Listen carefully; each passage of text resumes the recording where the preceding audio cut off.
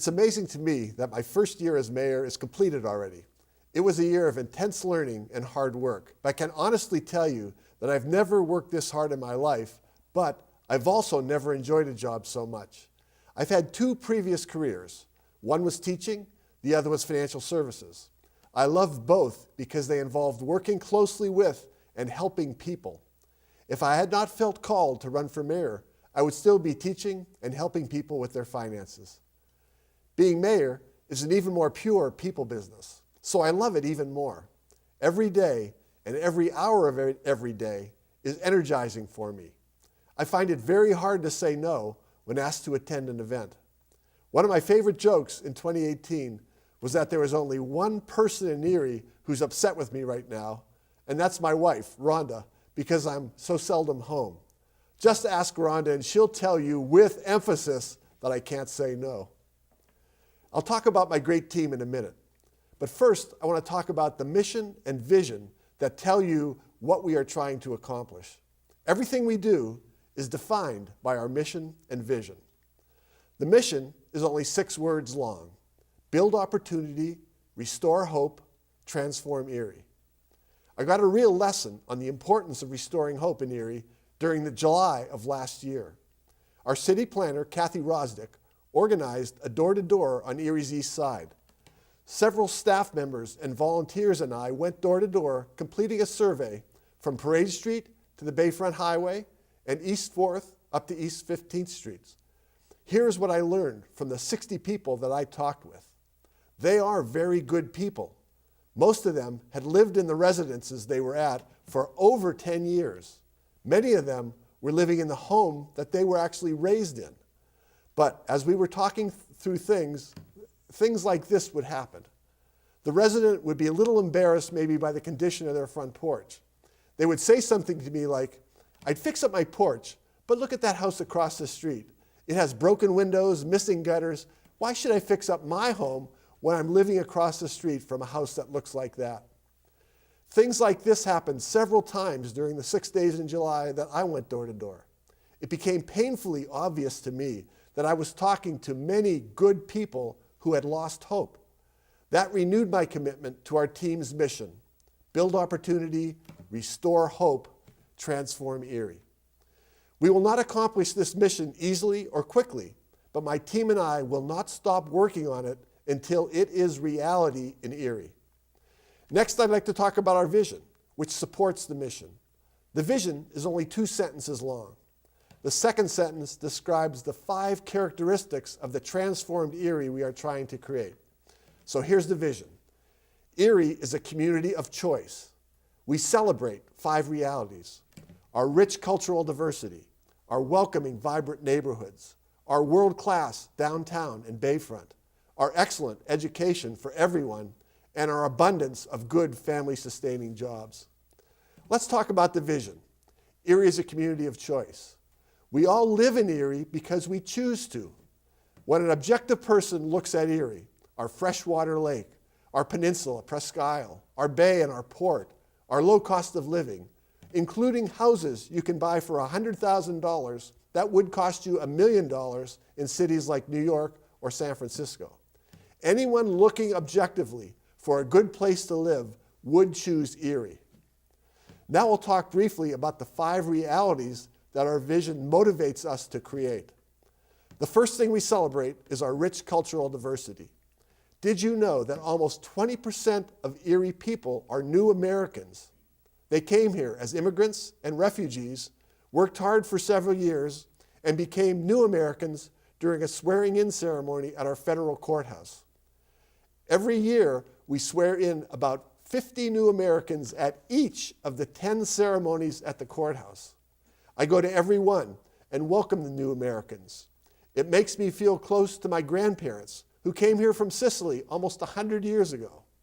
Think about your family background. I bet you are also the descendant of immigrants or refugees. Second, we celebrate our welcoming, vibrant neighborhoods. Sure, we have a few rundown neighborhoods with a lot of blight. But if you look at all of Erie, there are already many more good, healthy neighborhoods. And remember, this is our vision. Over time, we want every neighborhood to become welcoming and vibrant with well-kept homes, friendly, caring neighborhoods, and a completely safe environment. The third thing our vision celebrates is our world-class downtown and bayfront.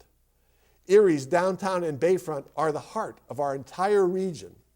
They still need a lot of development, but the potential is there. Unfortunately, the Bayfront Highway has cut off the downtown as well as the east and west neighborhoods from the bayfront. This is especially true for pedestrians. PennDOT is leading an effort to create an iconic connection between the bayfront and the downtown, and the adjacent neighborhoods as well. There has been a lot of work being done to decide the best design. PennDOT even ran public meetings on this during the fourth quarter of 2018. The state has already committed $30 million to creating the iconic connection, but there is still much work to do. Construction on the iconic connection probably won't begin until 2021. There are many great projects going on to transform the downtown and bayfront. Here are just 4 examples. First, the Erie Insurance Building, the largest building ever built in Erie that will employ 600 additional people downtown. The Erie Downtown Development Corporation is working to transform the 14 blocks from North Park Road to 3rd Street and Sassafras to Holland. The Scott family has plans to transform the East Bayfront. They have begun constructing a new hotel with a rooftop restaurant, but their plans also include a business office complex, living spaces, recreational areas, and a floating stage on the bay. Casey Wells and the Convention Center Authority are continuing to develop the West Bayfront. There will soon be a rooftop restaurant that will be on top of the parking ramp near the Marriott. And that is only the beginning. There is much more I could talk about, but let's move on to the 4th thing our vision celebrates, our excellent education for everyone. We have 5 great universities in the Erie region, including LECOM, which educates more doctors than any other school in the country. We have many great private schools. Academy High School, the public school, is ranked one of the best in the state. The Erie School District was terribly underfunded for years by the state. That funding has been rectified. Brian Polito and his board have put together a great plan to make Erie schools world-class. The only educational component that Erie lacks right now is a community college. Kathy Dahlkemper is leading an effort to get a community college active here in Erie. The city of Erie and I totally support that effort. Finally, our vision celebrates Erie's abundance of family-sustaining jobs. When I was a teenager growing up in the 1960s, Erie had an abundance of family-sustaining jobs. They were all manufacturing jobs. You could walk down 12th Street and get 5 good job offers in a day. My first real job was working at Condu Corporation near West 12th and Raspberry. I made enough money there during the summer of 1971 to pay for my senior year at Gannon. I also learned that summer that I could hold a job, work as a productive part of a team. Now, we want to create an abundance of high-tech jobs of the future, right here in Erie. So that's our vision. I hope you can see it. My team and I are now working on coming up with specific goals that will measure our achievement of the vision. We'll be revealing those goals very soon. Now, the thing I'm proudest of is the team that is working with me at City Hall. I firmly believe that I could only accomplish about 5% of what we did in 2018 by myself without the staff. The people I work closest with, of course, are the mayor's staff and the department heads. But every one of the 634 employees of City Hall are very important to our success. I'm especially proud of the diversity of the mayor's office staff, which includes a new American, Nika Story Carpenter, who's my executive assistant. She's also our liaison to the New American community. An African American, Michael Outlaw, who is our general community liaison and working on a lot of projects to connect the minority communities to the police especially. We have 2 women on the staff, Renee Lamus, who's my chief of staff, and Kathy Rosdick, who's our planning director, which is a new position we created. We feel it's an important role to be planning the future every day. We also have 2 millennials on the staff.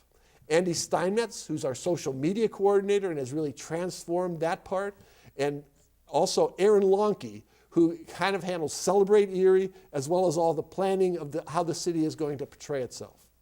I'm very proud to say that I'm the only old white guy on the staff. I'm very proud that with the mayor's staff who actually formed around me. They are the hardest working people I have ever had the privilege of working with, and they are often out with me in evenings and weekend events. I am very fortunate to have such a hardworking, dedicated team, and I could talk forever about my team. But remember, everything that I tell you about today is testimony to the great City Hall team. Without them, as I said earlier, I'd be lucky to accomplish 5% of what we did last year. My personal commitment now, I want to talk a little bit about how I actually conduct myself. I have a personal commitment to be open, honest, transparent, and accessible. That is how I want to conduct myself as mayor. Here are the 6 things I did in 2018 to be open, honest, transparent, and accessible. First, I attended many events and gatherings, such as every one of the 10 new American swearing-ins. I also attended many evening and weekend events, and my wife, Rhonda, is well aware and will tell you about those. Second, I began the brown bag lunches with the mayor, where everyone in the region can sign up for lunch with the mayor. These brown bag lunches are open to anyone who would like to have a conversation with me and my staff. We usually have 8 to 12 people at lunch. I try to mainly listen, but I do, of course, answer questions. Every lunch proves to me what great people we have here in Erie. If you'd like to have lunch with me, call Nikin at 870-1200. Nikin will put you on the list, and we'll call you back and let you know when your lunch will be. Third is last July's door-to-door on the east side, and I described that in some detail earlier. Fourth, we began the Mayor's Business Council, where a diverse, committed group of business people advise us on how to stimulate growth of good, family-sustaining jobs. These are exciting meetings where these Erie business leaders share their recommendations and views on what we were doing. Fifth, we expanded the Police Athletic League, and we began a federal program called Strengthening Police Community Partnerships. The Police Athletic League is allowing Erie's youth to get to know police as human beings and advisors. Long term, we are hoping that in these inner city youth, many will consider a career in law enforcement.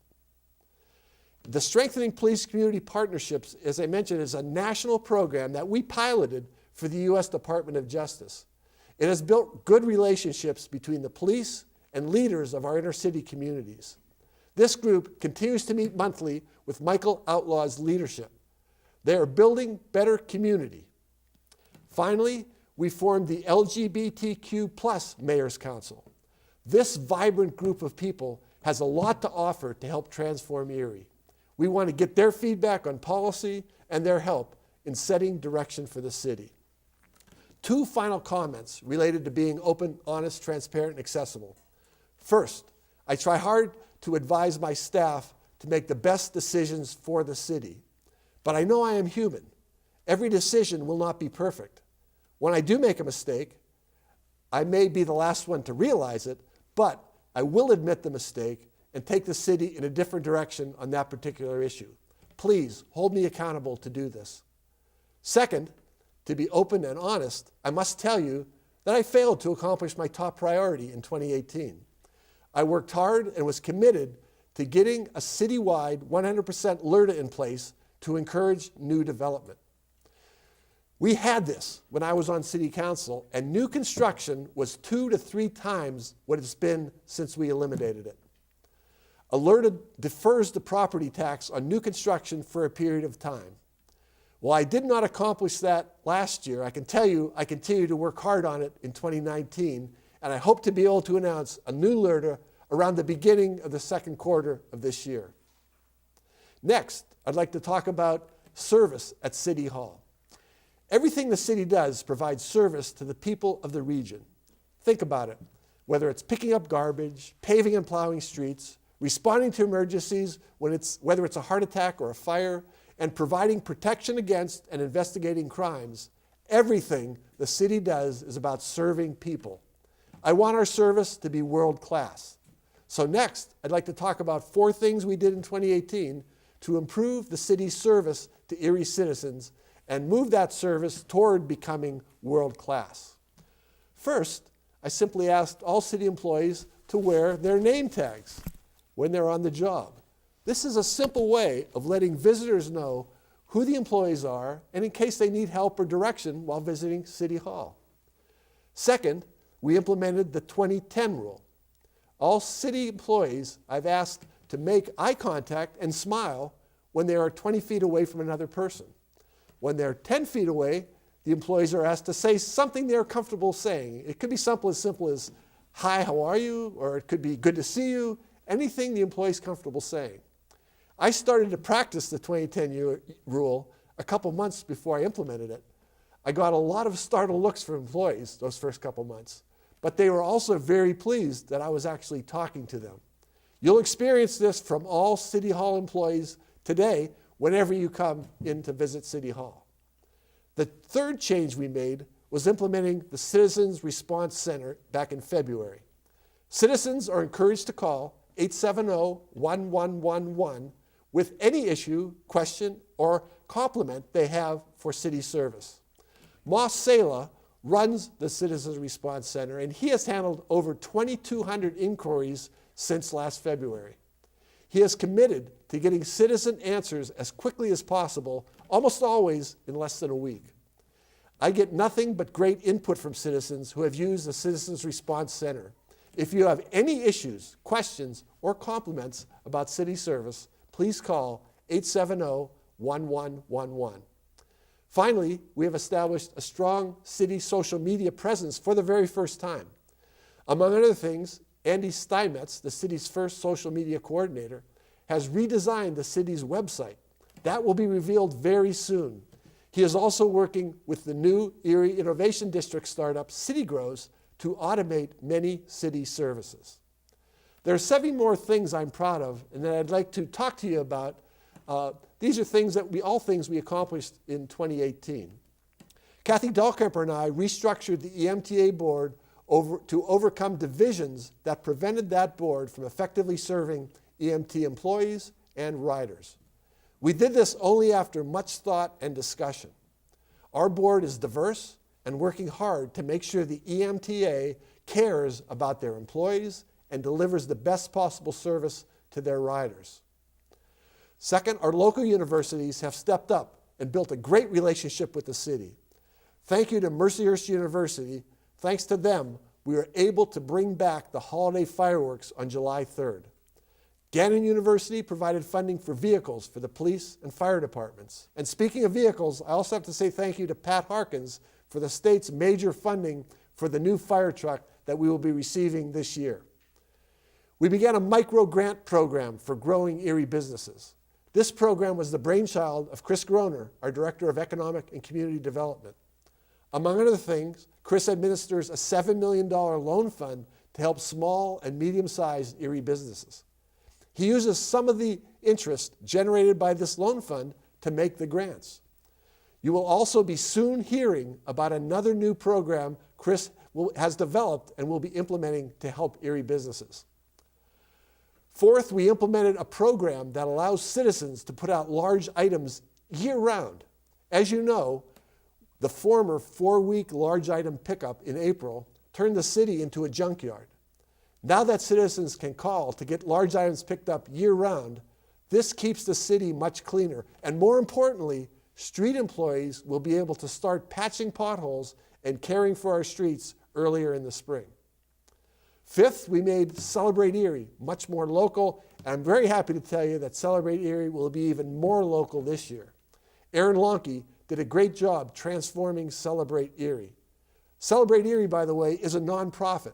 No tax dollars are used for Celebrate Erie. Instead, tax-deductible donations from businesses and citizens make Celebrate Erie possible.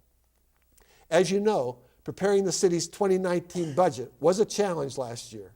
We started in an $11 million hole, mainly because of 3 things.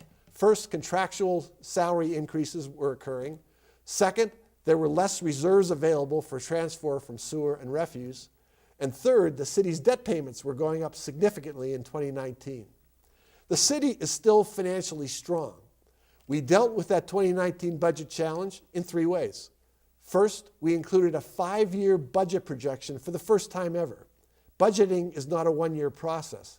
Everyone can see the impact of next year's budget decisions in the future by looking now at the 5-year projection. This is something financial experts recommend. Second, we started the budgeting process with City Council 2 weeks earlier than has been done in the past. This was mainly to allow City Council and others to give us input on the budget before we presented it in a final budget session to City Council. We did receive input that resulted in a few changes in the final budget that we presented. Based on last year's experience, we plan to start the 2020 budgeting process even earlier this year with City Council. Third, we applied for the state-sponsored early intervention plan. I'm happy to say we have state approval for that, and under the plan, a consultant who evaluates city operations all over the state and country will evaluate the City of Erie's operation. That consultant will recommend ways we can reduce expenses and increase revenue. Thanks to the state has approved they will pay 90% of the consultant's fee. The city will only have to pay 10%. We plan to implement all recommendations as quickly as possible. If we don't implement a recommendation, you should hear a very good reason from me why we are not. Seventh and last in this list of 2018 accomplishments is how we ended 2018 with downtown delights and the new Christmas tree in Perry Square. We had literally thousands of people, mostly families, in Perry Square for the lighting. We had a magical evening. Most of the families there went to the Boston store so their kids could talk to Santa. It was a special event, and we plan to continue and grow that in years ahead.